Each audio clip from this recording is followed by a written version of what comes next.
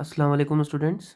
आज हम chapter number 2 शुरू करेंगे, क्लास 9 का चैप्टर 2, जिसका नाम है is matter around us pure. Is matter around us pure. ठीक है, लास्ट चैप्टर में हमने पढ़ा था मैटर के बारे में, उसकी क्लासिफिकेशन वगैरह। इस चैप्टर में बेसिकली हम इसके केमिकल क्लासिफिकेशन के बारे में ज़्यादा डिटेल में बात करते हैं, मैटर की केमिकल क्लासिफिकेशन के बारे में। ओके, तो हमारे चारों तरफ जो हम चीज़ें देख रहे हैं वो क्या प्योर है या नहीं। जैसे फॉर एग्जांपल हम बात करें किसी चीज़ की, जैसे आपका वाटर हो गया, प्योर है कि नहीं। आपका जो पेपर बना हुआ है जिस कंपाउंड से, वो प्योर है कि नहीं। आपका आयरन का जो चेयर जिस पर आप बैठते हैं वो प्योर है कि नहीं। ये सब चीज़ें डिस्कस होती हैं इसमें। ठीक, तो जो केमिकल क्लासिफिकेशन के बेसिस पे मैटर दो इम्पॉर्टेंट कैटेगरी में क्लासीफाई किया गया है। ठीक है, दो इम्पॉर्टेंट कैटेगरी में क्लासीफाई किया गया। पहला जो होता है वो होता है प्योर सब्सटेंस, और दूसरा जो होता है वो होता है मिक्सचर। ठीक है, मिक्सचर, प्योर सब्सटेंस या फिर मिक्सचर।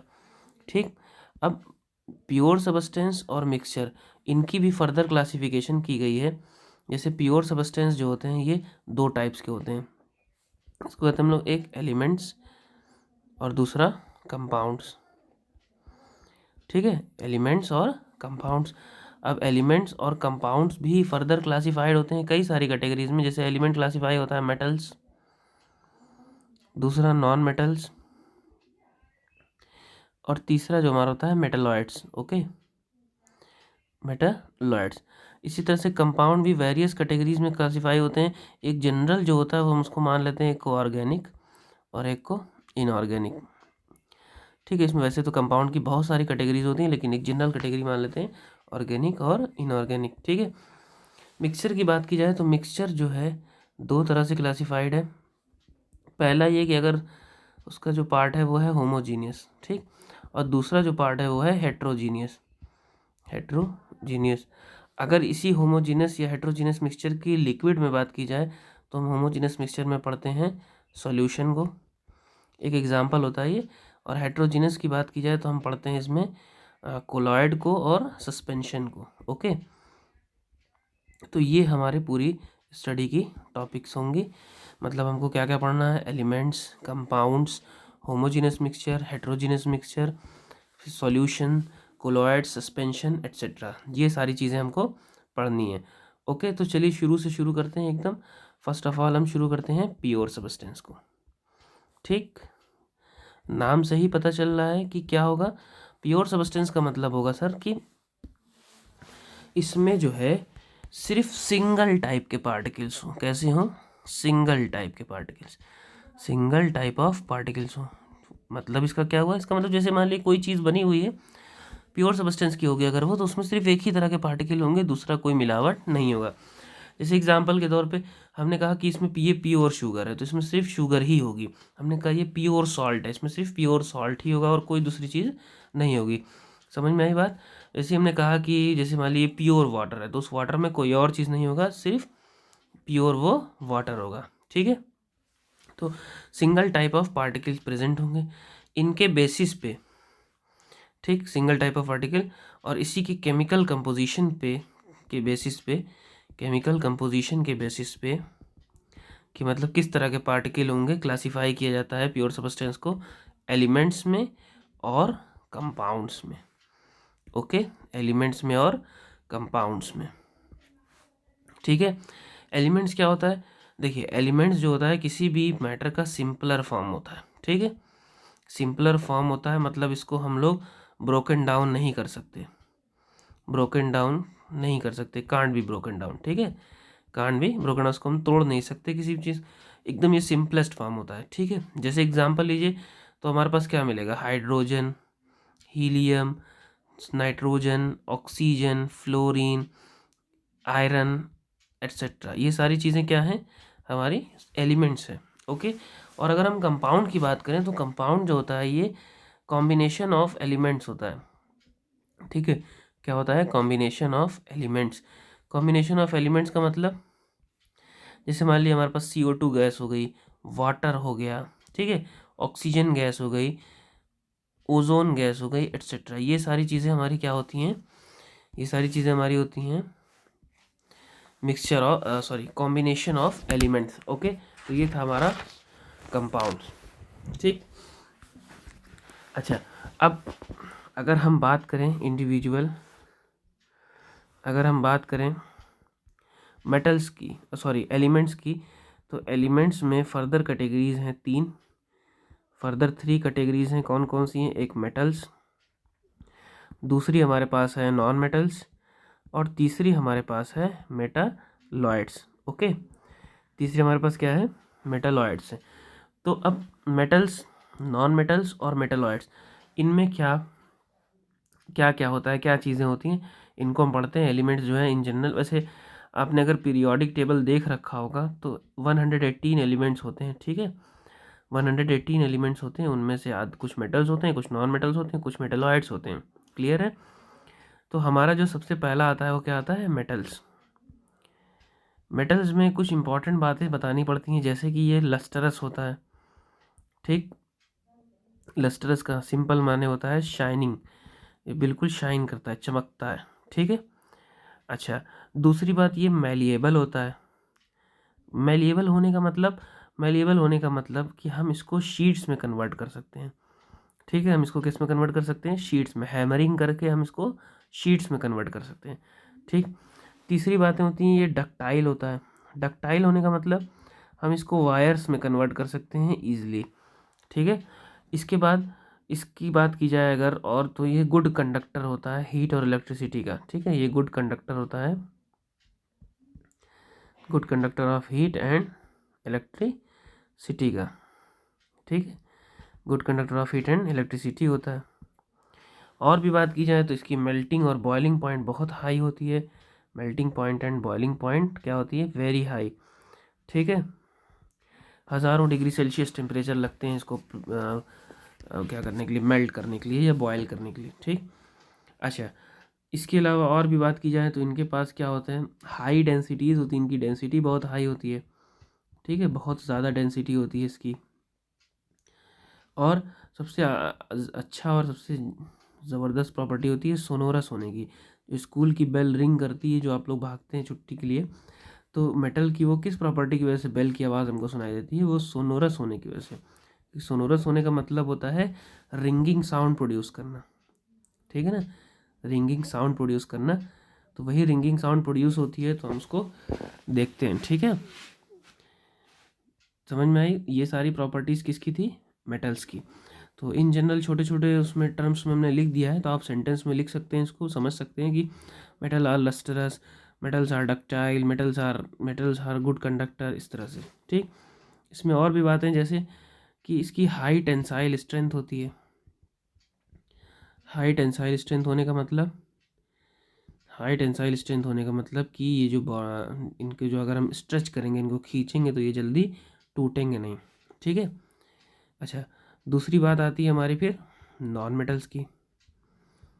तो नॉन मेटल्स की अगर बात की जाए, तो हमको क्या मिलेगा? ये होता कैसा है? ये नॉन लस्टरस होता है।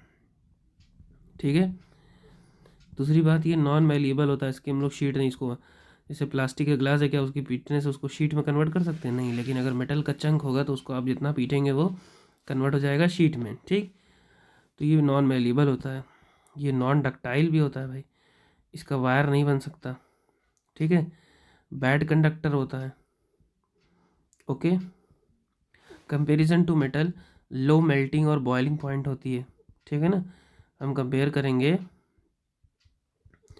इसको तो लो मेल्टिंग और बॉइलिंग पॉइंट होगी मेटल से। ठीक है, नॉन सोनोरस होते हैं, मतलब ये रिंगिंग साउंड भी नहीं प्रोड्यूस करते हैं। ठीक है, अच्छा, इसके अलावा इनकी डेंसिटी भी लो होती है। कंपैरिजन टू मेटल इनकी डेंसिटी लो होती है। और भी बात है, जैसे इनकी लो टेंसाइल स्ट्रेंथ होती है, मतलब इसको अगर आप खींचेंगे तो टूट जाएगा। ठीक है, तो ये सारी प्रॉपर्टीज़ जो हैं किसकी हैं? ये सारी प्रॉपर्टीज़ किसकी हो गई? नॉन मेटल्स की हो गई। क्लियर है बात? अच्छा, अब तीसरी बात अगर हम कर रहे हैं तो वो किस चीज़ की कर रहे थे? मेटलॉइड्स की। तो एज़ यूजुअल मेटलॉइड्स बेसिकली जो होता है इनका इंटरमीडिएट होता है, इनके बीच का होता है। ठीक है, अकॉर्डिंग टू नीड हम मेटलॉइड्स को मेटल की तरह भी बिहेव कर सकते हैं और नॉन मेटल्स की तरह। तो वो एलिमेंट जो सम प्रॉपर्टी मेटल की शो करें, सम नॉन मेटल की, some properties of metal and some of non metal करें, उनको हम लोग बोलते हैं मेटलॉइड्स। ठीक है, इसका बहुत अच्छा एग्जांपल होता है जर्मेनियम या सिलिकन। ये सारी चीज़ें जो होती हैं क्या होती हैं, मेटल की तरह भी बिहेव करती हैं और नॉन मेटल की तरह। ठीक है, और भी हो सकता है जैसे बोरॉन वगैरह, बोरॉन इस तरह से। ओके, तो ये था हमारा एलिमेंट्स। ठीक है, अब अगर बात की जाए दूसरे हमारे प्योर सब्सटेंस की, जो कि है कंपाउंड्स। हमने कहा it is the combination of elements. तो जैसे मान लीजिए वाटर की बात की जाए तो वाटर का होता है H2O, मतलब इसमें हाइड्रोजन भी है और ऑक्सीजन भी। जैसे हमने कहा कार्बन डाइऑक्साइड, तो इसमें कार्बन भी है और ऑक्सीजन भी है, तो ये दोनों चीज़ें हैं। ठीक है, तो ये क्या हो गई,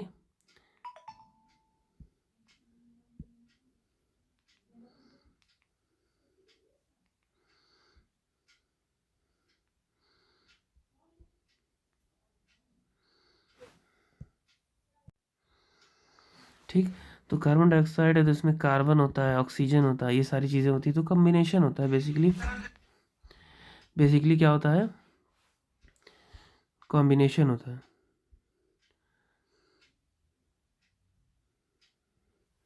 ठीक है, अच्छा अगर इनकी कुछ प्रॉपर्टीज़ की बात की जाए तो जैसे इसमें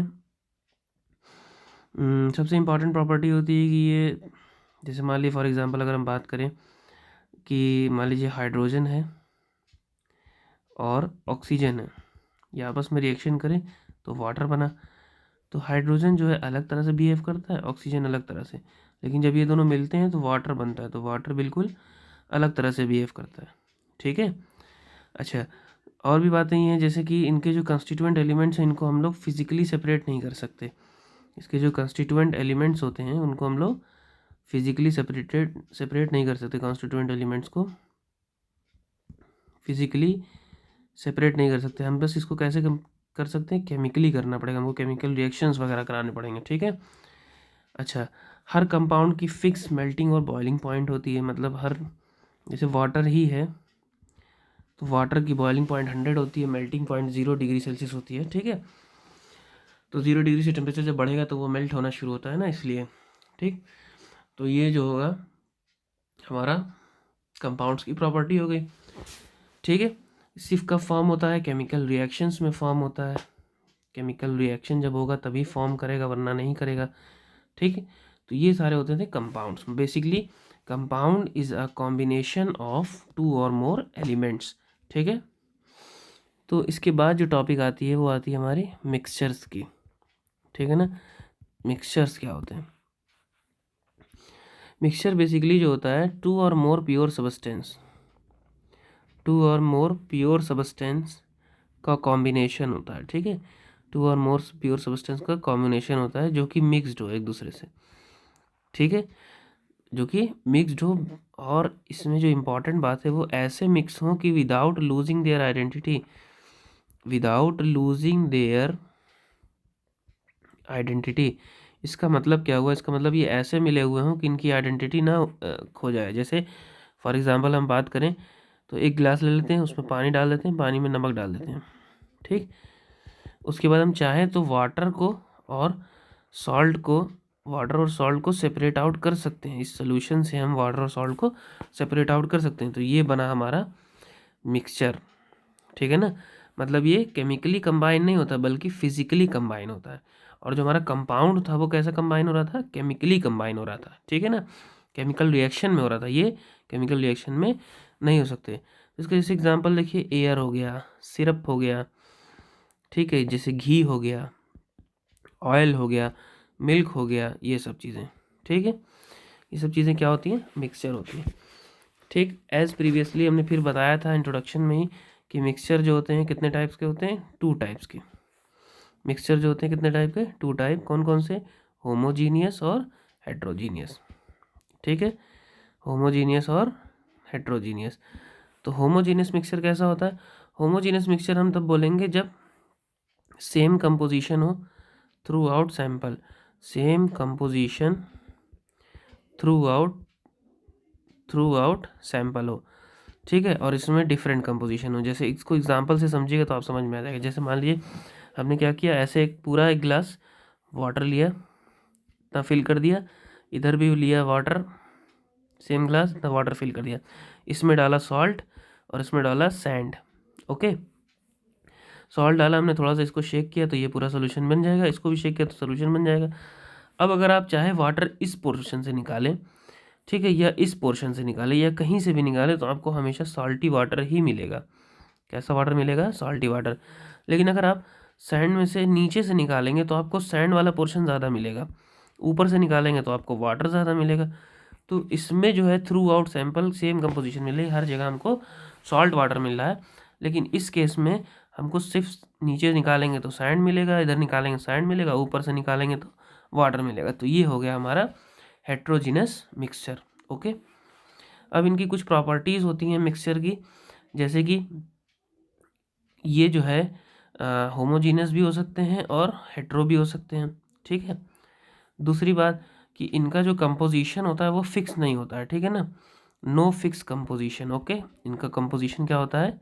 बिल्कुल भी फिक्स नहीं रहता है। ठीक है, तीसरी बात अगर की जाए तो ये वो प्रॉपर्टीज़ शो करते हैं जिनसे ये बने हुए हैं, प्रॉपर्टीज़ वो शो करते हैं जिनसे ये बने हुए हैं। ठीक है ना, जिससे ये बने हुए हैं, ठीक, उसी की प्रॉपर्टीज़ शो करेंगे। अच्छा, और बात अगर भी जाए तो इसमें कोई भी मतलब अगर हम इसको सेपरेट करना चाहें तो ईज़िली हम लोग सेपरेट करना चाहें तो हम ईज़िली कर सकते हैं फिज़िकल मेथड से। जैसे मान लीजिए हमको सॉल्ट वाटर निकालना है, तो भाई क्या करना है, उसको गर्म कर दीजिए, पानी एवापोरेट हो जाएगा तो आपको पीछे सॉल्ट मिल जाएगा। सैंड को निकालना है, सेपरेट आउट करना है, तो एक फ़िल्टर ले लीजिए, फ़िल्टर से सेपरेट आउट कर लीजिए। तो इस तरह से जो होता है हम सेपरेशन ईज़िली कर सकते हैं। ओके,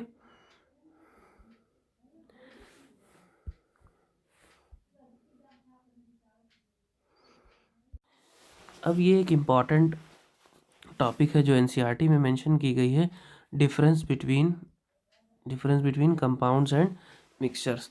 तो इसका पूरा हमने टेक्स्ट लिख दिया है, तो आप इसको भी स्टडी कर लीजिएगा, अपने नोट्स में मेंशन कर लीजिएगा, ये काफ़ी इंपॉर्टेंट है। जैसे कंपाउंड और मिक्सचर में, क्योंकि दोनों चीज़ में कॉम्बिनेशन हो रहा था, दोनों चीज़ में मिलाया जा रहा था, तो इसमें कुछ ना कुछ डिफरेंस होता है। तो वो डिफरेंस इसमें मेंशन किए हुए हैं। जैसे जो आपका कंपाउंड होता है वो एलिमेंट्स कंबाइन होते हैं, और मिक्सचर्स में एलिमेंट और कंपाउंड दोनों मिक्स होते हैं, कंबाइन नहीं होते हैं। ठीक है, रिएक्शन नहीं करते।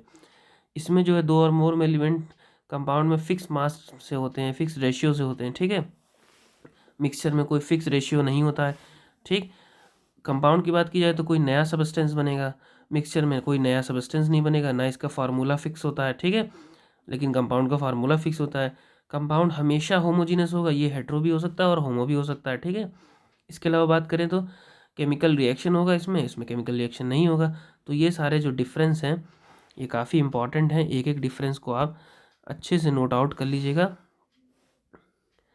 ठीक है, तो ये था हमारा लेक्चर। Thanks for watching. कोई भी डाउट हो, कोई भी क्वेश्चन हो, please ask in the comment section. Thank you.